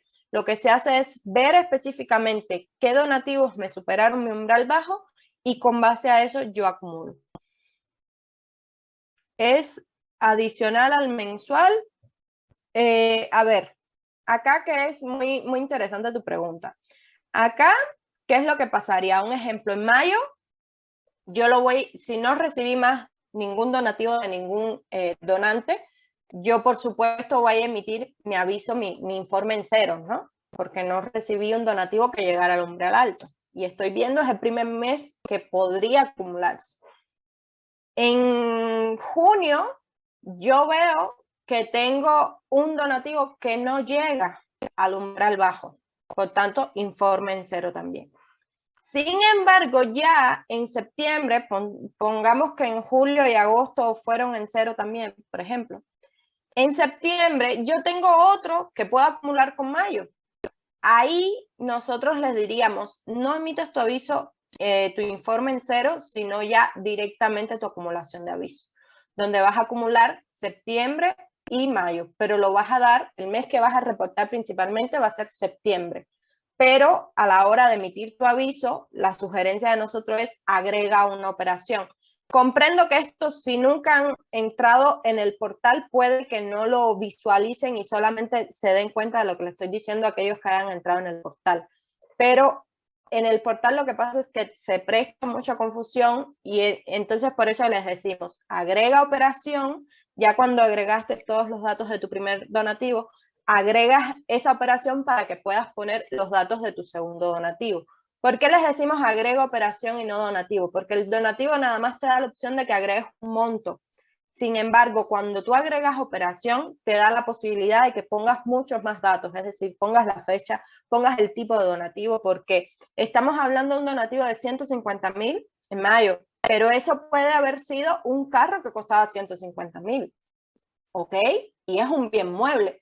Y el de 165,000 es simplemente en dinero, fue una transferencia. Entonces, son dos donativos que efectivamente se van a acumular, pero no necesariamente tienen que tener las mismas características. No han sido realizados en la misma fecha. Por eso es que les decimos agrega operativo y entonces, operación, perdón, y entonces ya puedas poner la fecha, el tipo de donativo, el monto, el tipo de moneda en el caso de que aplique, en fin, todas esas cuestiones que consideramos que son importantes.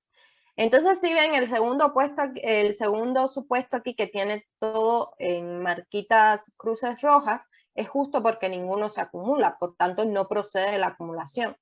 Y en el tercero es para que ustedes justo vean eso, ¿no? De que hay uno que llega al umbral al bajo, sin embargo el resto no llegan no lo superan o no llegan. Entonces ahí tampoco opera la acumulación.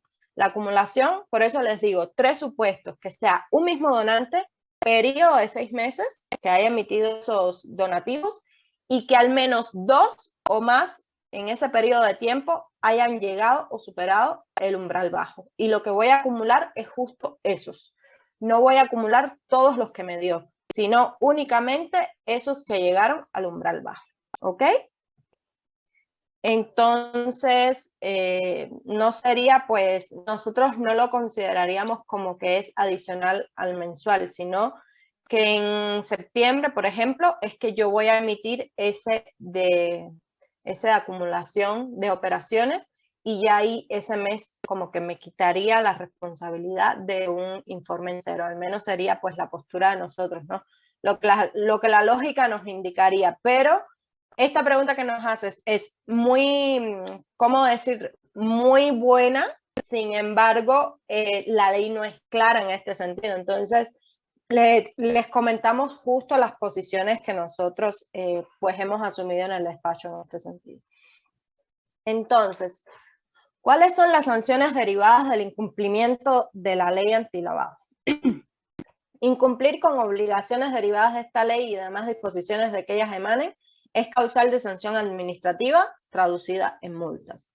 Acá nos preguntan mucho siempre de que si también pueden tener responsabilidades los representantes legales, las personas estas que están dadas de alta en el portal.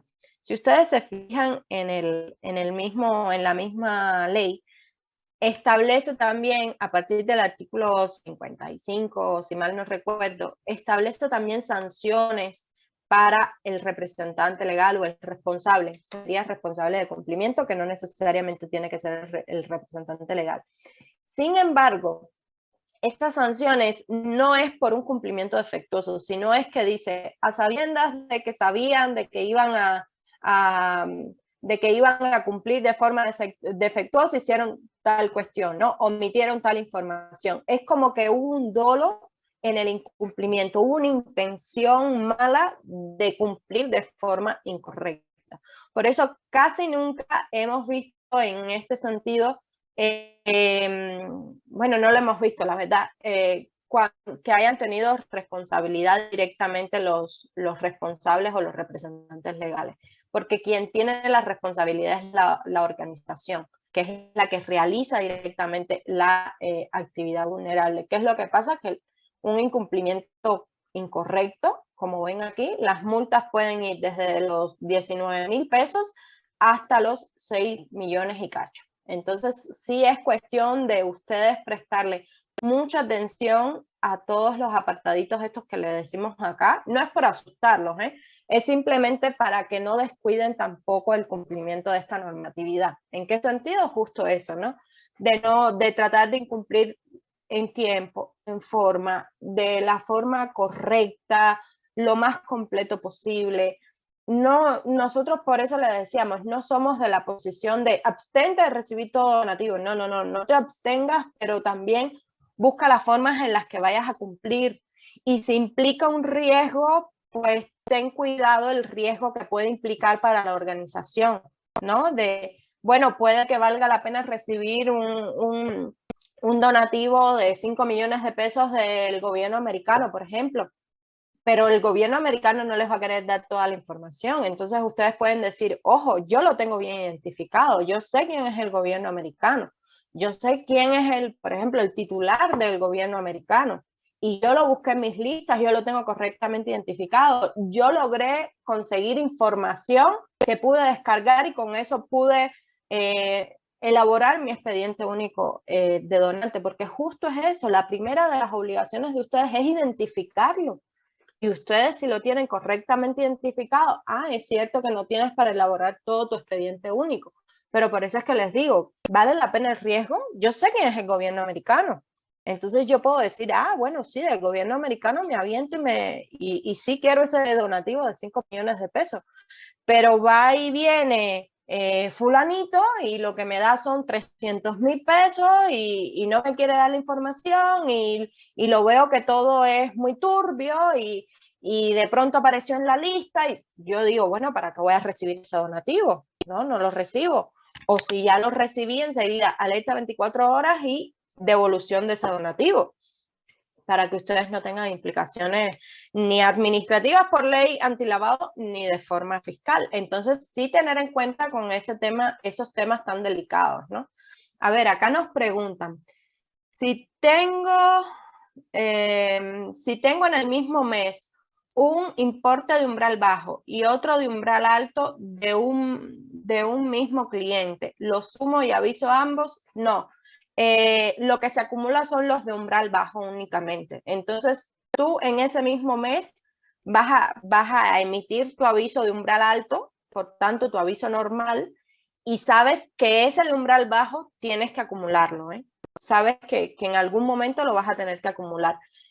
Entiendo tu pregunta, que es que ambos al final están rebasando ese umbral bajo, pero nosotros ahí no somos del criterio de, sí, ese también acumúlalo, porque realmente vemos como que el del umbral alto ya directamente entra como un aviso normal. Y entonces, ¿para qué lo vas a acumular con el otro? El otro, espérate a ver si lo puedes acumular con otro, al menos sería nuestra posición.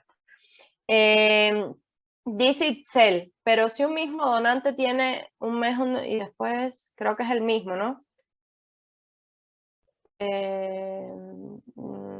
Se suma, en este caso, la suma se puede considerar de que ya avisé. Por eso es que les decimos que nosotros no consideramos que haya acumulación, sino la acumulación únicamente son como para los que superan umbral bajo pero que no llegan al alto.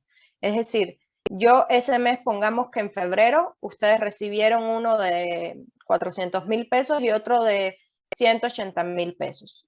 Entonces, antes del 17 de marzo, yo voy a estar emitiendo mi aviso de esos 400,000 pesos. Ese de 180,000, al menos la posición de nosotros sería, me espero a ver si llega con otro más en ese periodo de 6 meses que lo pueda acumular. De lo contrario, ese se quedó así sin reportar. Al menos sería, por eso les digo, nuestra posición, pero es un tema de interpretación que nosotros le hacemos a la norma, ¿no? Entonces, justo el tema de las sanciones, pues es ese, ¿no? Que tienen que ser muy cuidadosos de tratar de cumplir lo mejor posible, porque fíjense, miren la primera multa que les ponen, abstenerse de cumplir con los requerimientos formulados por la Secretaría de Hacienda y Crédito Público. Es decir, con todos los requisitos que hemos venido hablando y los que establece las reglas de carácter general, justo ahí, como les decía, a partir del anexo 1, que tengan todos los datos y documentos. Los montos van desde los 19,000 pesos hasta los 192,000. Eso a lo mejor para otra actividad vulnerable no se lo siente. Para ustedes que son organizaciones que viven de donativos, sí representa mucho dinero.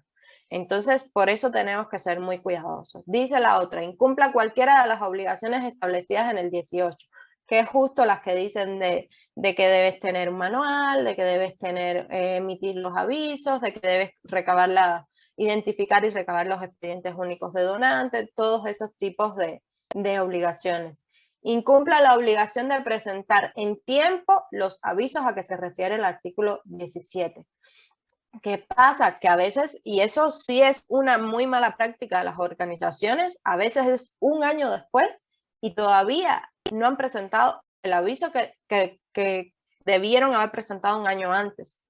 ¿Y qué pasa? Que esos 5 años van a contar, como les decía hace rato, van a contar a partir de que se emitió ese aviso. Es decir, la autoridad se va a enterar, en el caso de que los audite, la autoridad se va a enterar que efectivamente ustedes emitieron un aviso totalmente extemporáneo. Porque la ley nos da 2 supuestos de cuándo emitir el aviso, ¿no? Nos dice que debe ser antes del 17 del mes inmediato siguiente a que se recibió el donativo en este caso. Y después nos dice que en el caso de que se haya presentado, mire, está aquí justo en el tercer cuadrito, dice, la sanción prevista en esta fracción será aplicable cuando la presentación del aviso se realice a más tardar dentro de los 30 días siguientes a la fecha en que debió haber sido presentado. Es decir, yo no lo emití antes del 17 del mes inmediato siguiente, todavía me están dando un plazo como de 30 días para poder emitir mi aviso. Y entonces la sanción aplicable será, pues, puede la autoridad considerarla que sea más benevolente, ¿no? Que sea más baja. Entonces, fíjense todos estos supuestos. Ya después de esos 30 días, es totalmente un cumplimiento extemporáneo, pero es preferible extemporáneo a que no cumplas, porque también, ¿qué es lo que pasa? Que la misma ley nos dice, creo que es el artículo 52, si mal no recuerdo, nos dice que cuando le demuestras a la autoridad un cumplimiento espontáneo de tus obligaciones, la autoridad puede decidir si no sancionarte o sancionarte de la forma menos grave, ¿no? Entonces, acá estamos para el tema de las sanciones, estamos como que dependemos de la facultad discrecional de la autoridad. ¿Qué es lo que la autoridad nos decida cómo sancionarnos? Entonces, por eso nosotros, aunque cumplamos de forma extemporánea, es importante ese cumplimiento espontáneo de, oye, autoridad, sí, yo te cumplí fuera de tiempo, pero por lo menos te cumplí. Y ya que la autoridad pueda decir, ah, bueno, sí es verdad, tuvo 10 incumplimientos extemporáneos, pero por lo menos los cumplió, ¿no? Y tiene su información completa y los está guardando por un periodo de cinco años. Entonces es importante esa facultad esa posibilidad de nosotros de demostrarle que efectivamente se cumplió de forma espontánea. Nos dice acá Araceli, si un mismo donante me deposita en varias cuentas el mismo mes, importes menores de umbral bajo, ¿no los considero sumándolos para checar los umbrales? No, acuérdense que aquí no aplica la sumatoria. Aunque sean en diferentes cuentas, se sabe que es el mismo donante y por tanto tiene la condición de que es en un mismo donante un periodo de 6 meses, pero te falta la condición de que llegue al umbral bajo. Por tanto, ahí no vas a acumular donativos. Cuando tenemos un donativo, nos dice Epigmenia, cuando tenemos un donativo de umbral bajo, ¿el aviso se hace en ceros o cómo? Ya me confundí, sí, es avisos en cero, pero se llama informes en ceros, legalmente hablando. Entonces, sí, es tal cual el aviso en ceros. Y nos dice Ricardo, ¿puede por favor volver a mencionar los montos de los umbrales para los donativos? Sí, claro. A ver, se los voy a mostrar porque realmente no tengo las cifras decimales exactas y quiero que pues los tengan bien. A ver. Acá está, los de este año, Ricardo. De todas formas, la presentación se las vamos a compartir, pero justo es que tengan en cuenta eso, ¿no? 154.433.1 es lo que me va a indicar umbral bajo, lo que me va a indicar que tengo entonces que identificar, que tengo que tener expedientes únicos de mi donante y que además debo tener en cuenta que si llega, pero no pasa el umbral alto, entonces estoy en un primer supuesto para la acumulación, ¿vale? Entonces, y el segundo sí es mucho más claro, ¿no? Sí, Janet, sí les vamos a enviar la presentación sin problema. Les digo, de todas formas, la presentación ha sido como muy concreta para los temas más generales. Nosotros damos hasta diplomados de varias clases más de esto, pero bueno, es para que ustedes por lo menos se lleven ya un panorama general de cuáles son sus obligaciones, de qué tipos de avisos hay, cómo cumplir, qué tipo de tips pueden tener en cuenta. Entonces sí es importante que, bueno, nada, ustedes hayan tomado pues esta capacitación y nosotros igualmente pues estamos a sus órdenes, ¿no? Entonces, ¿cuáles son algunas de las recomendaciones? Porque serían muchas, ya les hemos ido diciendo algunas. Primero, mantenerse actualizados respecto a qué establece la materia de la ley antilavado, ¿no? En su normatividad. Segundo, actualizar cada año en enero los umbrales vigentes para el año en curso y agregarlo como anexo al manual de cumplimiento de la ley antilavado. ¿Por qué? Porque acuérdense que el tema de la UMA es que nos va a indicar justo las multas, pero además nos va a indicar los umbrales, que es lo más importante, porque dependiendo del umbral ahí parten todas las obligaciones que vamos a tener y todos los tipos de aviso y todo. Entonces es muy importante tener muy en claro el tema de los umbrales y tener en cuenta eso, de que cada año se actualizan en enero, pero comienzan a aplicar a partir de febrero para el año en curso hasta el 31 de enero del siguiente año. Entonces sí ténganlo en cuenta porque sabemos que siempre enero, febrero causa duda de cuál va a ser justo el umbral que va a aplicar. Entonces tener eso en cuenta.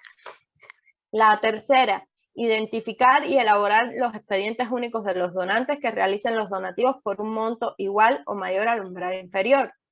Emitir los avisos e informes en ceros correspondientes en tiempo y forma. Y por supuesto, recuerden, no pedir más de lo que realmente necesiten para cumplir sus obligaciones, no guardar la información por un periodo al menos de 5 años de cada donante y de cada aviso y sus acuses, todo eso lo guardan por un periodo de 5 años. Entonces serían muchas más recomendaciones. No olviden sus análisis de riesgo. Recuerden, listas del artículo 69, 69, ¿dónde las pueden encontrar? Diario Oficial de la Federación y en las listas que se publican en las propias páginas del SAT. ¿Dónde puedo dónde puedo buscar las internacionales? Las listas del GAFI. ¿Dónde más? Las listas estas del Departamento del Tesoro.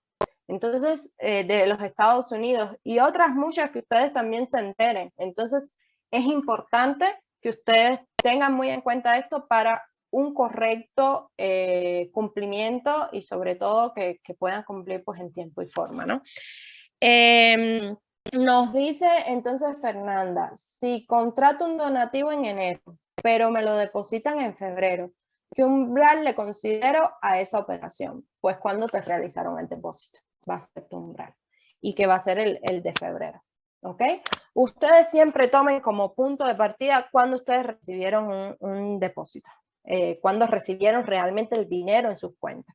¿Qué nos ha pasado mucho? Hay una mala práctica muy generalizada de que se emiten CFDI anteriores a recibir el dinero, en fin. Entonces después hay un desfase entre cuándo se emitió el CFDI, cuándo se recibió el donativo y entonces qué fecha es la que voy a ponerle a mi aviso de ley antilavado. Entonces acá nosotros siempre le decimos, ojo, traten de cumplir bien. El CFDI de donativo, su recibo de donativo se debe emitir posterior a que se recibe el dinero. Sabemos que hay muchos donantes que condicionan a primero emíteme el CFDI, después te hago el depósito, ¿no? Pero eso es una mala práctica. Entonces también ustedes traten de cumplir bien, tengan sus buenas normas de compliance correctas. Entonces, tratan de tener bien esto porque fíjense, no emitir un CFDI correcto les puede traer después confusión, incluso hasta consecuencias en materia de ley antilavado. Entonces, tener en cuenta porque todo eso debe coincidir. Justo, nada, esa sería pues una de las recomendaciones también, ¿no?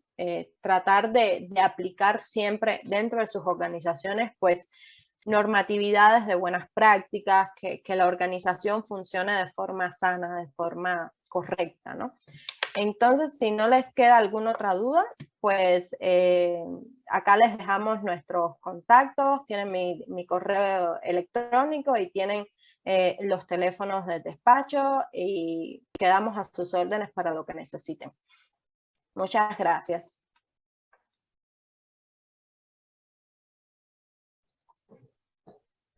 Muchas gracias, Laura. Gracias por la capacitación. Comentarles también, está presente la directora de la Junta de Asistencia Social Privada, la licenciada Amparo Rosa González de la Garza. Le voy a dar la palabra. Ella nos tiene algo que comentarnos. Adelante, licenciada Amparo.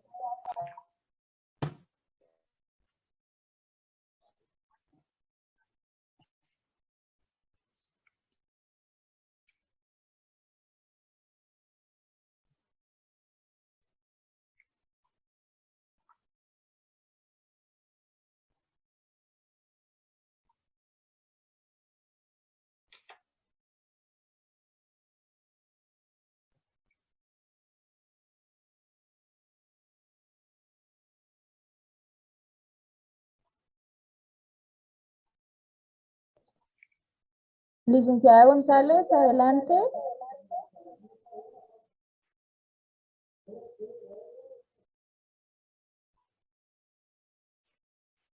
Ay, no, que va a estar sin impreso.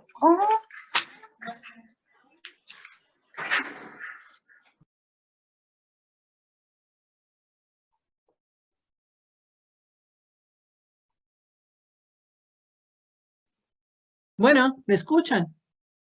Bueno, ¿sí? Sí, adelante, licenciada. Ah, ok. Bueno, no, les estaba dando las gracias, ¿verdad? A la licenciada Santana, pues que es muy importante para todos nosotros tener esta información y pues tenemos la responsabilidad también de escucharla y de hacerla realidad. Entonces, pues yo cierro esto, estoy a sus órdenes, estamos iniciando aquí la dirección la nueva dirección de la JASP aquí en el estado de Chihuahua. Y pues estoy a sus órdenes y damos pues ya la clausura, ¿verdad?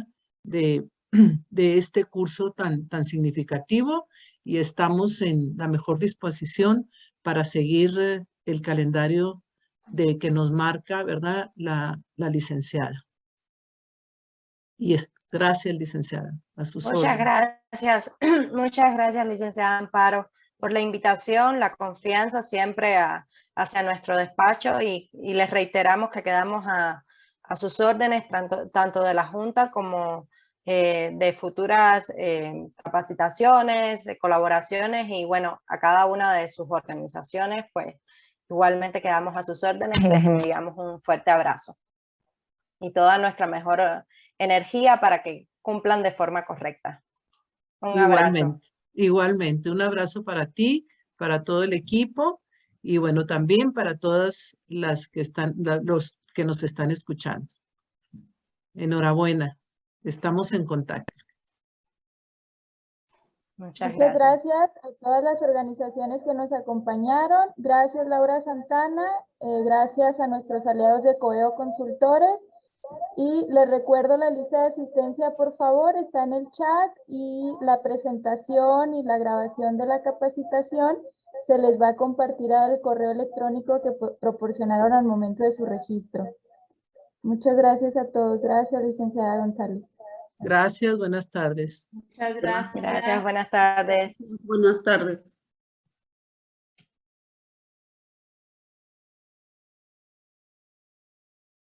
Sí.